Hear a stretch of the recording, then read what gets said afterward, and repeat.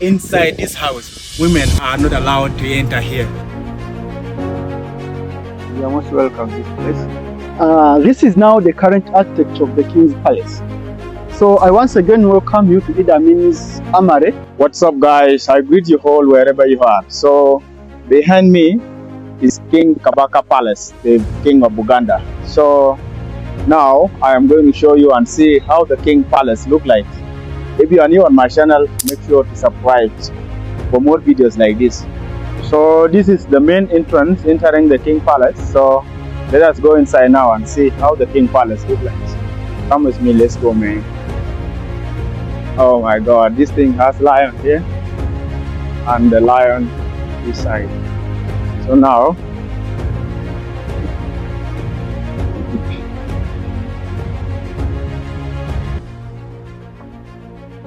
this is the King Palace, the King of Buganda.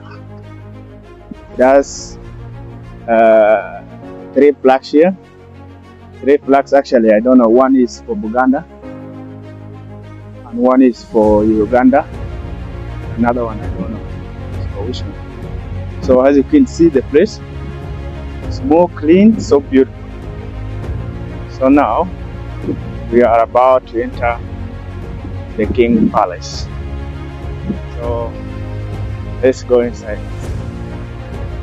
This before we enter the palace. So this is my tour guide today.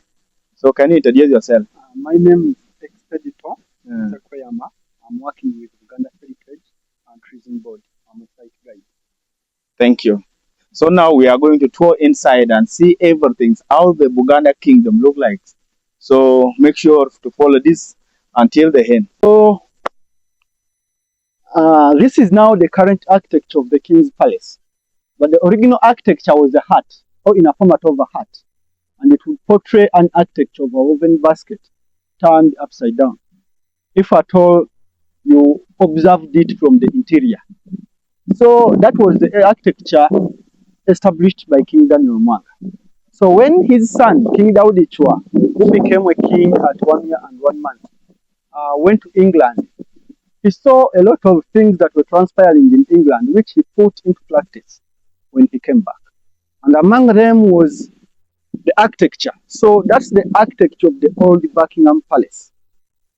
So we can say we are having a smaller version of the old Buckingham Palace in Buganda Kingdom. And that was the first modern palace in Uganda. So King Daniel Mwanga is still the king who advocated for the education of girls, as well as the king who allowed girls to start eating eggs and chicken. That was King Daudi Chwa. Then he is also the king who introduced the football in Uganda. After learning about FIFA, he came back and introduced FIFA, the organization in charge of football in Uganda. Then we have King Daniel Mwanga, who was the dad to King Daudi Chwa. Here in Uganda, to me, is a hero. Why? Oh, he's a great person. Because nowadays we can say that Uganda is known to the rest of the world because of him. He's the king who ordered for the killing of the Uganda martyrs, which martyrs do bring people from all over the world to pay pilgrims to Namgongo Martyrs Shrine. So it's the reason as to why we commemorate 3rd June every year. Literally, himself he did not kill, but he ordered for their death, simply because they were disobeying him in this guy's religion. This very palace has been used by King Edward Mutesa II, who is the dad to the current king. So King Edward Mutesa II was the first president of Uganda, with Dr. Apollo Newton Obote as his prime minister, with whom he got misunderstandings later. And Obote was forced to order the commander-in-chief of the army, General Idi Amin, that attack the King's Palace, as we are going to see. So from here, we are going to go and see some of the parts in the palace. This palace occupies over 200 acres, whereby on it we have schools, we have recreation grounds, and farmlands, plus houses for the workers in the palace. So as you can see, the architecture is one of the beautiful architecture in East Africa. Look at the environment. So as we have seen the main architecture of the King Palace, now we are moving to we have the first presidential cars for the King Edward Mutesa II. Literally, When King Edward Mutesa fled into exile after the attack of the palace, this place was turned into a military barracks. So literally, kingdoms were abolished for 27 years up to 1993, when the current president restored them, and that's the reason as to why we have the current king being 71 years young, ruling the throne for the past 33 years now. Okay. So when the palace was attacked, most of the king's cars were burnt down by the military officers, and the remains were buried underground. Some of them were dumped down in the farmlands. Okay. So these were some of the remains that were restored. This is the first car. It's a body of a Daimler Benz. These were all cars for King Mutesa II. Here we have this flame. It's a flame of a Cadillac. And then we have these rims.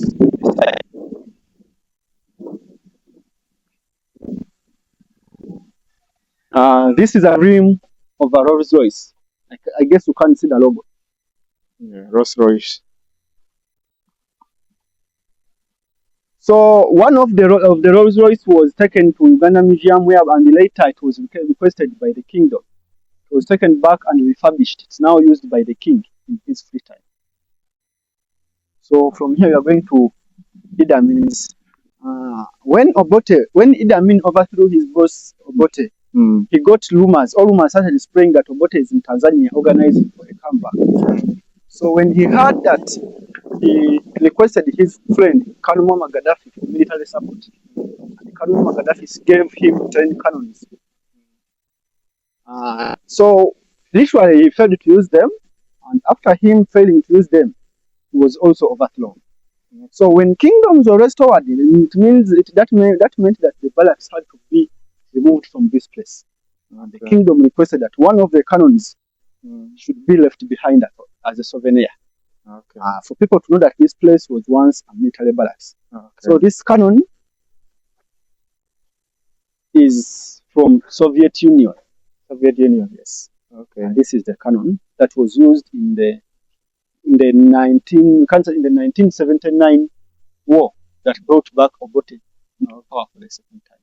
Okay. So there were 10 of them, but this one was left behind upon request by the kingdom. And this is the cannon. So from here we are sloping down to Idi Amin's torture chambers. Okay. So now we are sloping down to see the Idi Amin chambers. So the chambers that was constructed by what? By Idi Amin. By Idi Amin, and later on turned to the place of where Amin tortured people and killed thousands of Ugandans. So you are going to see the real history behind the scenes. So I once again welcome you to Idi Amin's Amare that was constructed in the early 1970s by the Israelites. We all know that it's the Israelites that constructed the Entebbe International Airport. So when they completed the work, we can say that Amin was impressed. He was happy and gave them another work or contract of helping him to construct an Amare in the newly established barracks. So we can say that after 8 months, it turned to be a torture chamber, whereby thousands of Ugandans lost their lives. But mostly they were intellectuals and the land elites. Men, no ladies, no children. Because by that time it were the elites or the intellectuals that would criticize the bad side of the government, that would fight for their rights, and many others. So mostly they were doctors, professors, and bishops, because those were the people who would criticize the bad deeds of the government. So people would be captured. They would blindfold them and put them in boots of saloon cars.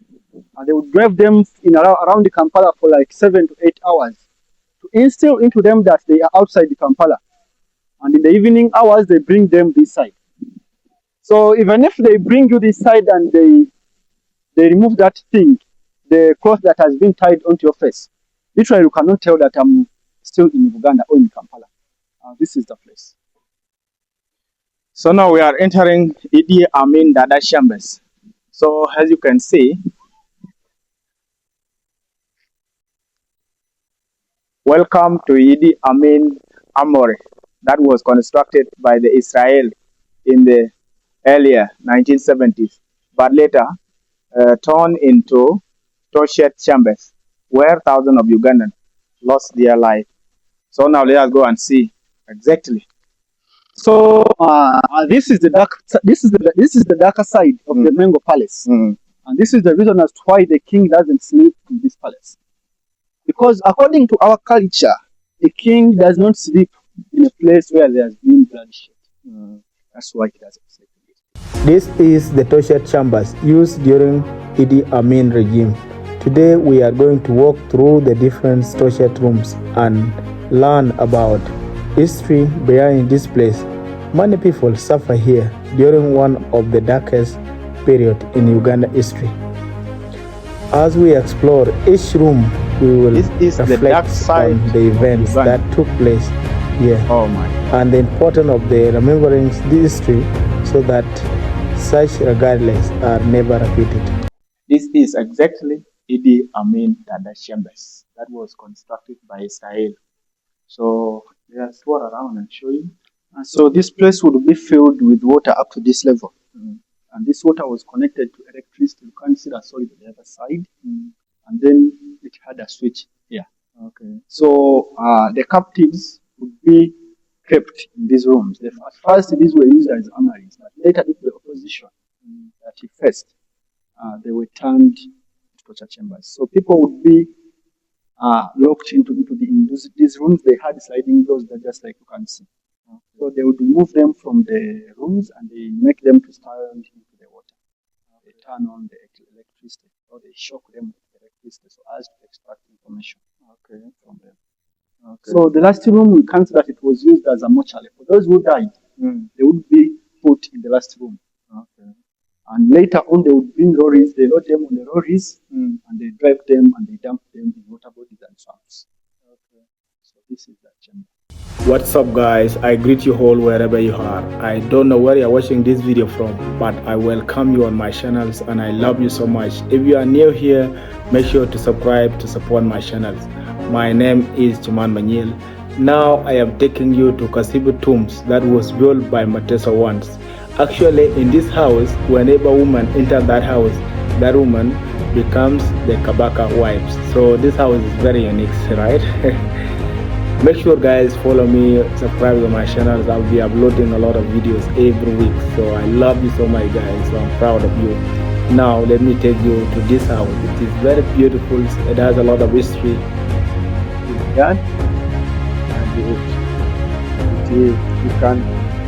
you are free to enter this house. Yeah, leave the trees behind there.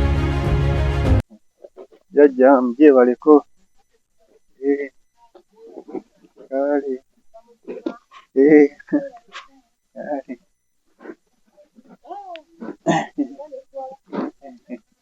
Okay, can you have a seat there? Okay. Can you have a seat there?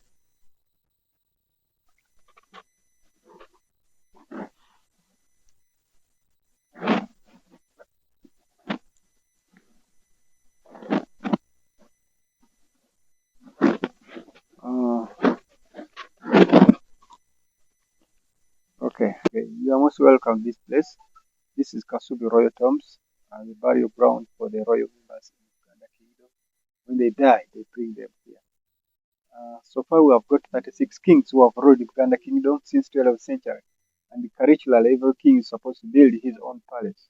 So this was the palace before. It was for one of the king called Mutesa I. Mutesa I is that one there. You see that picture there? He's the owner of this place. He was here in 1882. When he died, he was buried inside his house. And he died in 1884. He was succeeded by his son, Mwanga II. Mwanga is this one here, that picture you're seeing here. The Kabaka Mwanga Basamulekere Daniel II. He was a son of Mutesa I. Then when he died, he was succeeded by his son, Daudi Chwa. Daudi Chwa is the other one there. Daudi Chwa became a king when he was only 1 year old and 1 month. Then he was 13 months. died at 43, and he was also buried inside this house of his grandfather. Then he was succeeded by his son, Mutesa II. Mutesa II is the other one there. Mutesa II was the king at the same time the first president of Uganda. You know, Uganda got independent in 1962. So Mutesa II became the first president of Uganda at the same time the King of Buganda tribe. Later, his government was overthrown and was exiled to England. He died from there, then his body was brought back here by Idi Amin Dada and was buried inside this house. Those are the four kings who are inside this house. Mutesa II is the father of the living king called Ronald Muwenda. He died, he will be buried inside this house. Have you got me? Yes, I've got Okay. information. Here in Buganda, they believe that kings, they don't die. They just disappear in the forest. Where is the forest? Inside this house, you have a space called sacred forest. No one is supposed to enter there apart from the wives of the kings. Where is the forest? If you look at the corner, the other side up to this corner here, that wall you are seeing, behind that wall, there's a space behind there. It's called a forest. No one is supposed to enter there apart from the wives of the king. Even the living king, when you enter here, he doesn't go there. He will go there after death. Tessa one, this one here, had many wives. Tessa one had many wives. He had 84 women. Every woman had her own house. The houses you saw outside there, they were for his wives.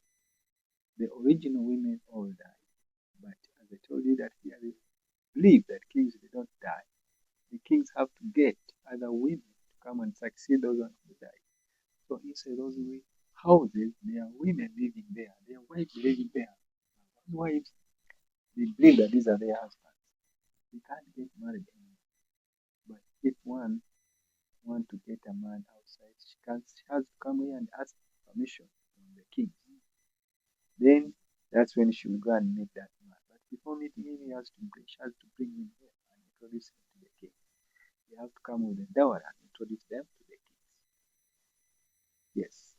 Okay, Have you got me? Yeah, thank you so much for Yes. the nice the history. Yes. So now I have learned the history, and other people who did not learn the history of Uganda Kingdom, they will learn it through your the way you explain it. So I really appreciate you, and thank you for your time. Okay. Yeah, my name is Chiman Menyel. I'm from South Sudan. Yes. Okay, thank you so much. Welcome.